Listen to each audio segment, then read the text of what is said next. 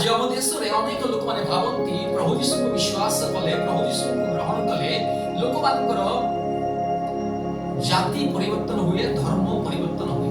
प्रिय बंधुगण यह संपूर्ण मिथ्या पुणी अंधविश्वास अटे। प्रभु यीशु कृष्ण को विश्वास कले कौन सी लोकर जाति किंबा धर्म बदले नहीं।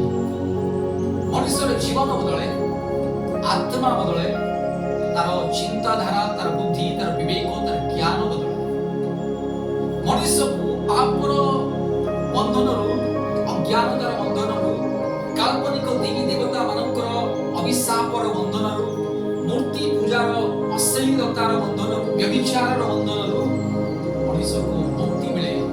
मनुष्य ईश्वर शांति प्राप्त करे नुआ जीवन प्राप्त करे आश्चर्य जीवन प्राप्त करे ईश्वर पवित्र मार्ग चले। प्रभु यीशु ख्रीष्ट को